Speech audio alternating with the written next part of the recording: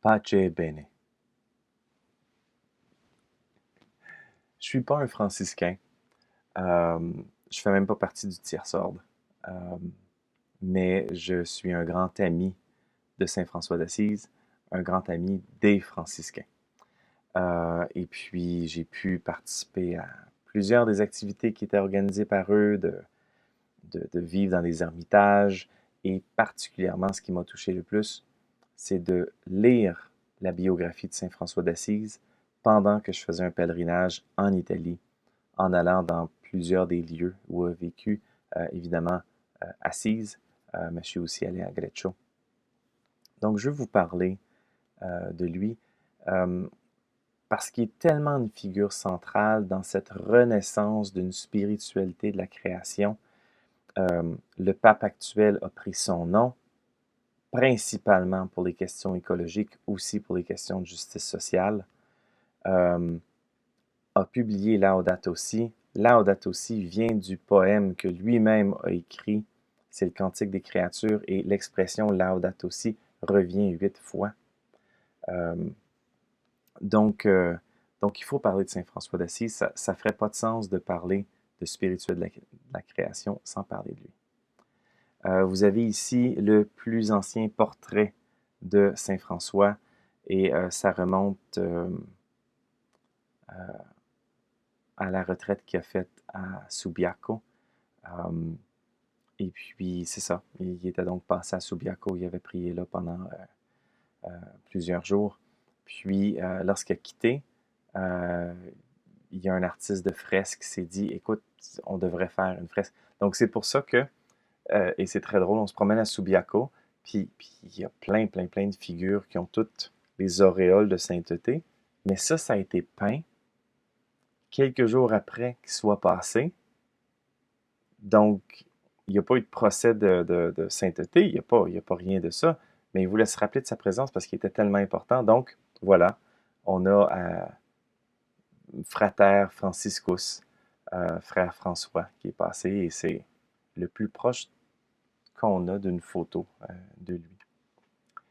Euh, Saint François d'Assise, c'est le patron des écologistes en raison de sa fraternité envers toutes les créatures. Et là, je vous en parle en détail. François d'Assise a notamment, François, le pape François, a notamment écrit dans la Laudato Si, je crois que François est l'exemple par excellence de la protection de ce qui est faible et d'une écologie intégrale, vécue avec joie et authenticité. C'est le saint patron de tous ceux qui étudient et travaillent autour de l'écologie. L'histoire se passe en 1205. C'est le grand moment de la conversion de François d'Assise. Quand j'ai visité Assise, j'étais vraiment surpris à quel point c'est de la pierre partout. En haut, on voit un phare et ensuite on voit le village lui-même. Les, les, les routes sont en pierre, les escaliers sont en pierre, les fontaines sont en pierre, les maisons sont en pierre, le phare est en pierre. Tout est en pierre. Il y a très peu de nature. Il y a une déconnexion entre le village et puis la nature qui est en dehors. Puis cette déconnexion-là m'a vraiment frappé. Puis je me suis dit, mais mon Dieu, c'est pas si loin de la déconnexion qu'on vit aujourd'hui avec la nature. Moi qui avais toujours pensé que le Moyen Âge, c'était un temps très agricole, puis beaucoup de verdure, beaucoup de nature, la chasse pour aller chercher des sources de protéines. Mais non, il y avait vraiment une distinction marquée entre l'intérieur de la ville qui est tout en pierre et puis l'extérieur. Ce que je vais vous présenter, la vie de Saint François, vient de fresques qui sont sur le mur, euh, qu'on retrouve dans la basilique Saint-François d'Assise.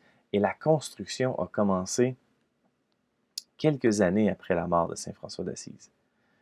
C'est l'un des saints qu'on disait Santo Subito, on le reconnaît saint rapidement. Et il y aura en haut à gauche, vous voyez comme une petite pastille. Donc, à chaque fois que je vous présente l'une des fresques qui est dans cette basilique-là, ben, vous pourrez savoir que ça vient de là. Sinon, je l'ai pris d'ailleurs et ça représente bien l'histoire que je suis en train de vous raconter. Eh bien, premièrement, François était le fils d'un riche marchand de tissus à Assise. Et puis, un jour, il a été juste frappé par la pauvreté qui était autour et il a commencé à donner les vêtements et les tissus que son père avait. Il allait simplement dans l'entrepôt et puis il donnait ça.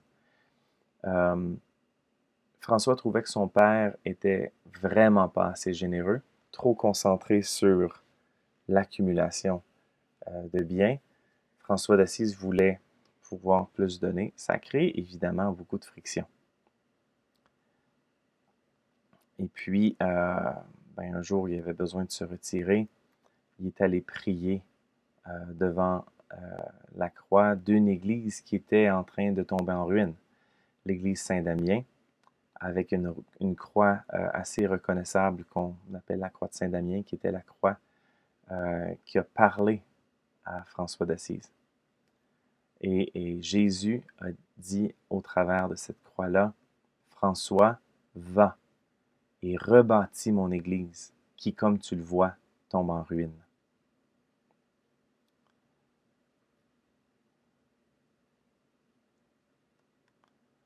Et François a accepté cette mission-là, d'abord d'une manière très concrète, de construire physiquement cette église-là. Il a bouché les trous, il a rebâti le mur. Mais ensuite de ça, d'une manière plus symbolique, en disant l'église actuelle, elle est en déclin. L'église actuelle, elle est corrompue. Je dois la rebâtir et il l'a fait par vœu de pauvreté, par un amour pour toute créature, pour tout humain, peu importe son statut social. Il a continué à donner les tissus venant de son père et ça a créé énormément de friction. Sa mère est venue à sa défense un peu, mais à un moment donné, c'était très difficile. Et là, il était venu le temps de juger. François d'Assise agissait d'une manière criminelle, donc ça prenait un juge. Et François d'Assise a dit, mon problème, il est spirituel. Donc, ça prend un juge spirituel. Je veux que ce soit l'évêque qui va juger. Son père, il disait, tant que ça se règle. L'évêque était donc là en train d'écouter les deux bords. Pietro di Bernardone, le père François d'Assise, exprime tout ce qu'il y a à dire par rapport à François. François écoute. Et puis ensuite de ça, François voit que ça ne va pas pouvoir être réconcilié et de toute manière, ses priorités de vie sont rendues ailleurs. Alors François affirme devant tout le monde, « Jusqu'aujourd'hui, je t'ai appelé Père, mais à partir d'aujourd'hui, je pourrai dire en vérité, notre Père qui es aux cieux. » Et François d'Assise a pris tous ses vêtements, ses bijoux, son argent, tout ce qu'il avait reçu de son père finalement, en a fait un paquet et l'a lancé vers son père, son ancien père. Et a quitté comme ça, nu, et s'est lancé dans la forêt en sortant d'Assise. Et l'histoire dit, en chantant des louanges en français. Hein? C'est intéressant. Le nom de Francesco, François, vient du fait qu'avec son père, avec sa famille, il partait en France à l'occasion pour vendre ce tissu. Vendre ou en acheter aussi, faire des échanges. Donc c'est là que François a appris le français. En fait, son nom de baptême, c'était Giovanni, c'est Jean. C'est Jean d'Assise, en fait. Mais lorsqu'il revenait, ben, il était capable de parler français, fait que les gens le surnommaient « Hey, le français, il Francesco ». Et c'est comme ça que le nom est resté. Donc, en fait, c'est Jean d'Assise, Jean-François. Mais bon, on a adopté François. Mais c'est très beau de voir que au moment où il renie son père, puis il se lance dans la nature, puis il commence une nouvelle vie, il chante les louanges en français. Pour lui, c'était une langue qui avait une si belle poésie. Voilà. Il commence une nouvelle vie. On dit qu'il épouse Dame Pauvreté. Alors, c'est ce qu'on voit représenté ici. Euh, euh, Jésus qui officie le mariage là, entre François d'Assise et Dame Pauvreté, qui est, selon François, la plus grande des vertus. Hein? C'est le dépouillement total. C'est là où on se retrouve pleinement sous la providence de Dieu. Je vous ai dit que c'était lancé dans la forêt nue.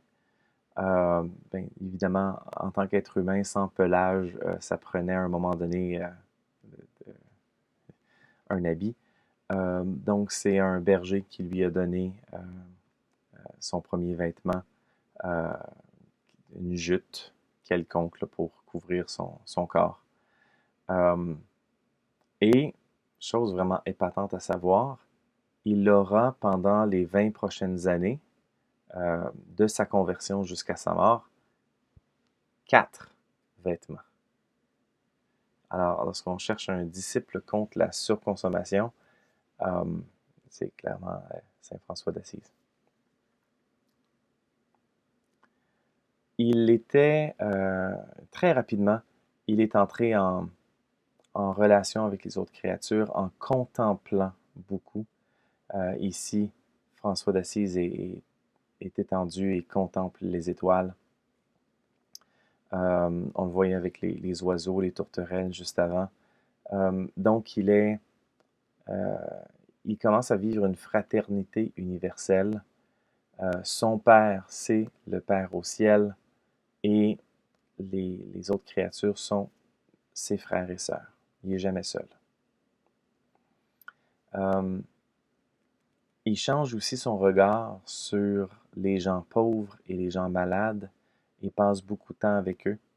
François d'Assise est un homme d'une humilité extraordinaire qui lui permet ensuite d'entrer en relation avec n'importe qui. Tous ces changements avec Saint François se font connaître au cours des années. Au départ, François est comme rejeté de la part d'Assise. Les gens rient de lui, lui lancent des roches. Bon, il n'est pas accueilli dès le départ. Mais par contre, sa sainteté se fait de plus en plus connaître. Il se promène de village en village, il attire des gens. Il y a des gens qui commencent à suivre François. Et la nouvelle se rend euh, jusqu'au pape. Là, on se retrouve là, au début des années 1200. Le pape a un rêve de la basilique qui est en train de s'écrouler, qui est en train de tomber. Et c'est un seul homme, habillé avec des vêtements pauvres, qui est en train de soutenir l'Église pour ne pas qu'elle s'écroule. Alors arrivera un peu plus tard François qui vient de représenter la règle de vie de l'ordre des frères mineurs. Et bien évidemment, avec ce songe-là avant, ça permet de mettre les choses en perspective. François d'Assise a une relation à l'environnement qui est très spéciale, une relation à Dieu qui est très spéciale. Et à un moment donné, euh, les frères ont vraiment soif. Là. Il n'y a pas de source d'eau potable là, pendant un bon bout. Et François va prier et l'eau va juste apparaître à travers le rocher. Donc, François d'Assise est toujours placé en position de recevoir la providence de Dieu. Et voilà, ça en est un exemple où c'est arrivé. François d'Assise a écrit le Cantique des créatures, mais n'a pas eu tellement une tendance à écrire. L'un des seuls écrits qu'on a pu conserver de lui, c'est ce papier où il écrit une bénédiction à Frère Léon. Et puis, cette bénédiction-là, c'est même pas une œuvre originale, vraiment. Il reprend de l'Ancien Testament. Que le Seigneur te bénisse et te garde, qu'il tourne vers toi son regard et qu'il te donne sa paix. Et il signe donc en dessous. Et puis, on remarque aussi la lettre T, qui est dans le fond, dans cette région-là d'Italie, à ce moment-là dans le Moyen Âge, la représentation artistique la plus fréquente de la croix. Donc, on considérait que le corps allongé et les bras comme ça, ben ça fait plutôt un T, et que par-dessus, on pouvait ajouter l'écriteau Henry, mais que la croix elle-même, c'est un simple T. Et bon, ça a juste été la coïncidence que historiquement, ce soit comme ça qu'on faisait les croix, mais c'est devenu un signe distinctif des franciscains. La croix franciscaine, elle est en forme de T, ou on peut prendre la lettre grecque, Tau. Donc, on fait souvent référence au Tau. Voilà. Donc, François d'Assise, frère universel, en train de se promener de village en village. Il est mendiant, il est prédicateur, un peu comme écrit dans l'Évangile, là, partez deux par deux et évangélisez. Donc, il est dans ce mode-là, passe par les villages de Gubbio et tout le monde parle des nouvelles de l'heure. Ça fait déjà plusieurs jours, voire plusieurs semaines, qu'il y a un loup qui terrorise le village. Le loup a blessé, tué quelqu'un, a blessé d'autres personnes, mange les poules. Bon, il y a un gros problème avec ce loup-là qui fait peur à tout le monde. François d'Assise prend sur lui de ramener la paix dans le village. Alors, c'est ce qu'il fait. Et moi, j'imagine la scène comme un western. Les gens qui sont cachés derrière, là, un peu partout. Puis il y a François au bout de la rue, puis il y a le loup à l'autre bout. c'est un face-off, là. C'est stressant. Et la première chose que François d'Assise fait en s'approchant, c'est qu'il dit au loup, « Frère loup, à partir de maintenant, tu ne feras plus mal à personne. » Et le loup écoute. Et François d'Assise s'approche et dit au loup, «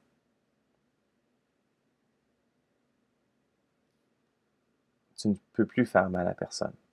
On doit trouver une solution pour que tu puisses vivre en paix dans ce village. » Et François regarde le pelage du loup et c'est facile à déduire, le loup est mal nourri. Le loup est devenu solitaire, a été rejeté de sa meute, donc a besoin d'aide. François regarde autour puis dit aux gens du village, « Le loup est sous-alimenté, ce qu'il a besoin, c'est de manger. Est-ce que vous acceptez de lui offrir à manger? Et Frère Loup fera partie de votre village. » Et les gens ont accepté.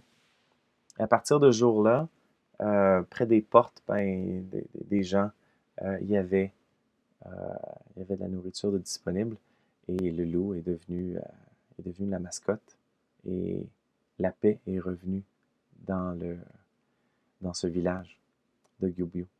Encore aujourd'hui, sur l'emblème de la ville, on a un loup pour rappeler cet événement-là. Une autre histoire, c'est celle où François est en train de marcher, puis voit ce curieux agencement d'oiseaux de différentes espèces qui se trouvent sous un arbre. Puis il se dit, je vais aller voir ça. Puis il voit, puis là, il commence à prêcher aux oiseaux.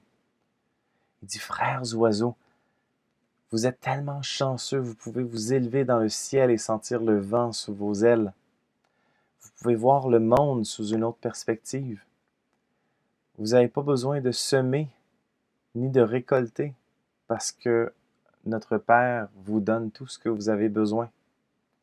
Vous êtes si chanceux que devriez rendre grâce à Dieu à tous les jours. » Et pendant tout le temps qu'il parlait, les oiseaux étaient silencieux. Et ensuite, il a fait un signe de croix. Et les oiseaux ont commencé à chanter des louanges au Seigneur en s'éparpillant dans les 4 directions.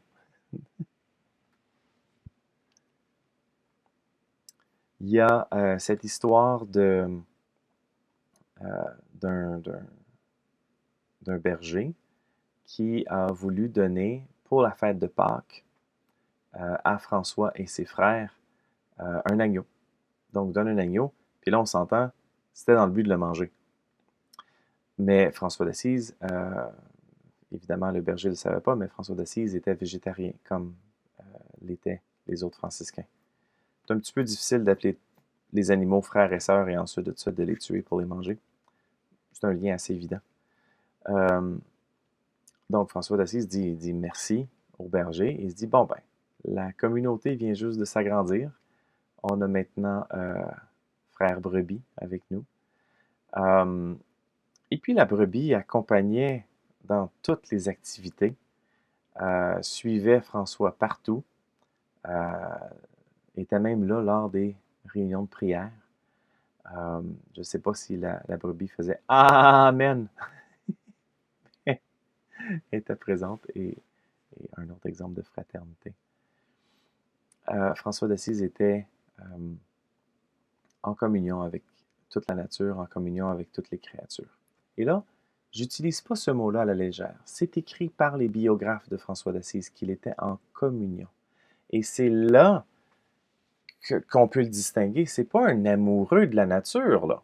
C'est pas quelqu'un qui aime le plein air. C'est quelqu'un qui est en communion avec la nature.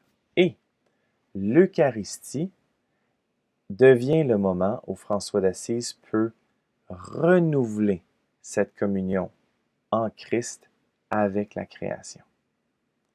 Donc, le but, c'est pas de vivre la communion une fois par semaine quand c'est le temps de la célébration eucharistique.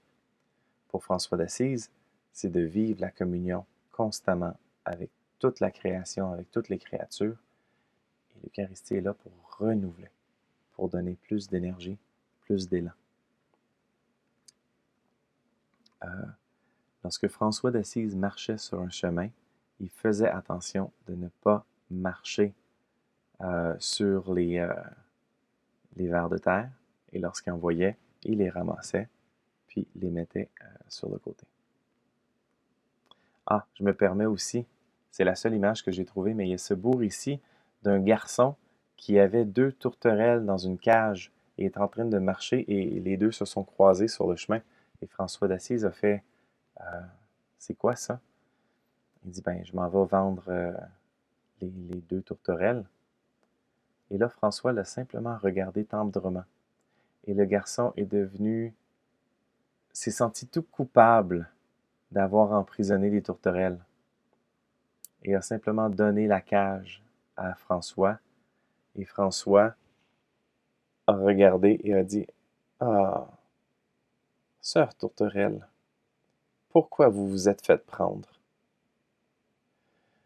Ah, je vais vous libérer, mais faites attention de ne pas vous faire prendre. Profitez de votre liberté. Puis il a ouvert la porte, puis il les a laissés partir.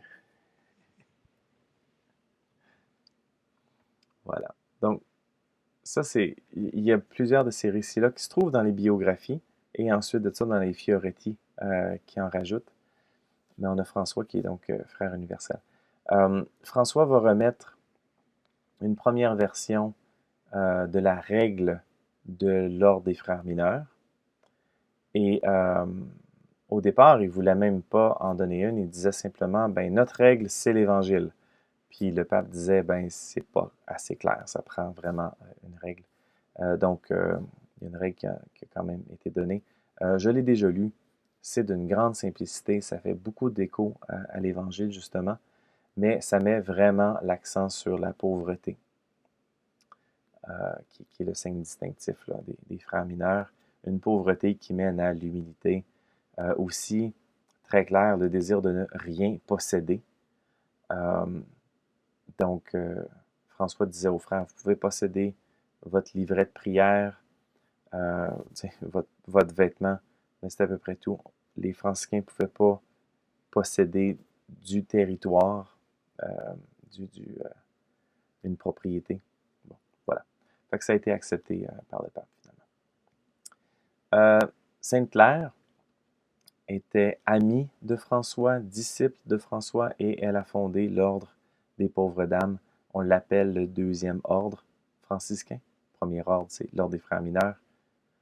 Deuxième, les pauvres dames. Le tiers ordre, c'est donc des laïcs qui peuvent suivre et vivre à leur manière, à leur possibilité, les valeurs franciscaines. Elle vivait dans une extrême simplicité, même pauvreté. Ça s'appelle les pauvres dames. Et louait le Seigneur pour tout. Elle s'occupait aussi d'un jardin en accueillant les oiseaux.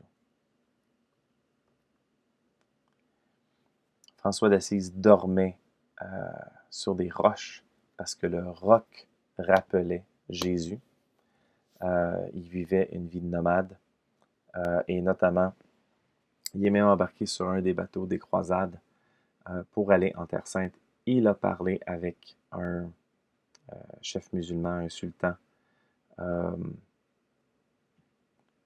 va dire au départ dans le but de le convertir pour qu'il devienne chrétien, mais rapidement, François d'Assise s'est rendu compte que c'était pas comme ça qu'il fallait faire, puis il fallait d'abord, en fraternité, s'écouter.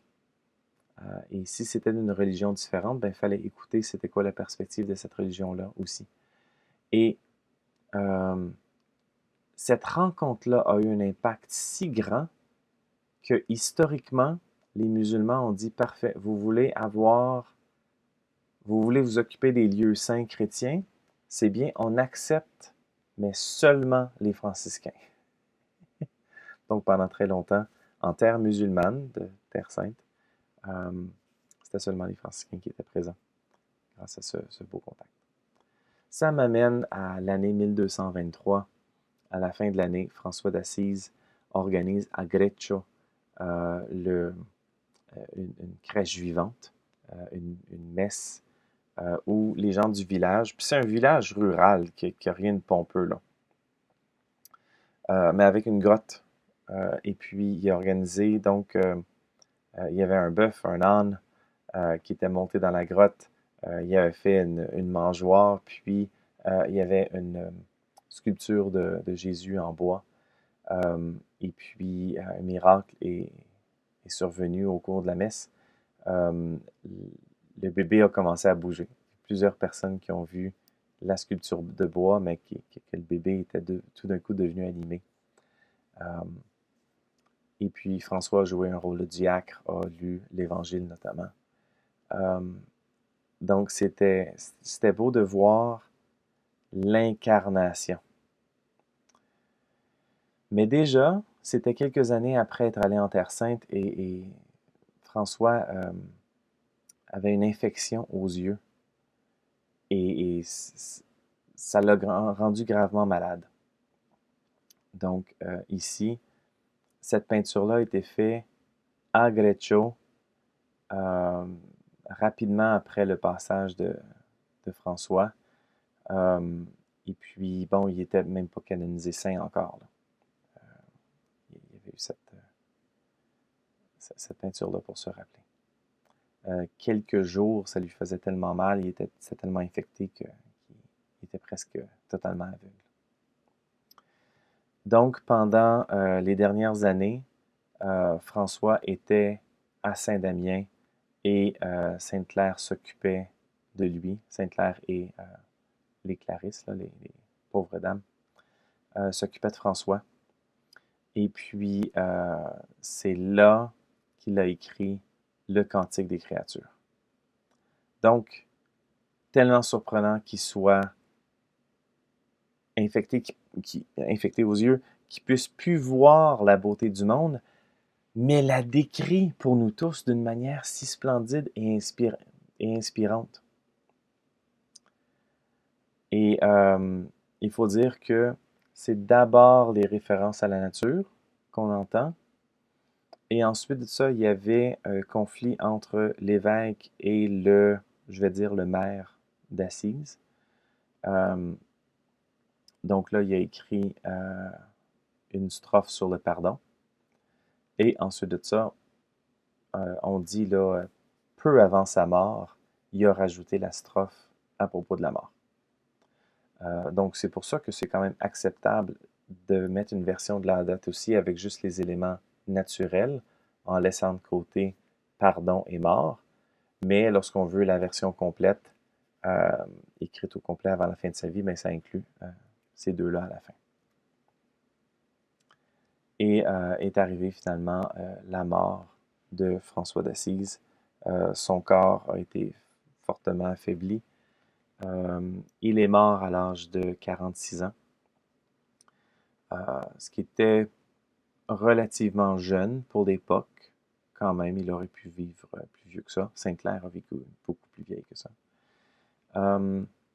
Et il en a fait la demande, là, souffrant. Il a dit, s'il vous plaît, enlevez-moi mon linge. Je veux quitter ce monde de la même manière que j'y suis arrivé. Donc, déposer à même le sol, complètement nu. J'espère que cette description de Saint François d'Assise à travers les yeux d'un environnementaliste, évidemment, j'ai choisi certains passages de sa vie qui résonnent plus avec les questions environnementales, d'une spiritualité de la création. Mais évidemment, Saint François d'Assise, c'est un saint immense, avec plein de choses à nous enseigner que on peut facilement continuer à raconter sa vie encore et encore. Dans Laudato Si, on insiste sur le fait que François d'Assise est à l'écoute du cri de la terre et du cri des pauvres.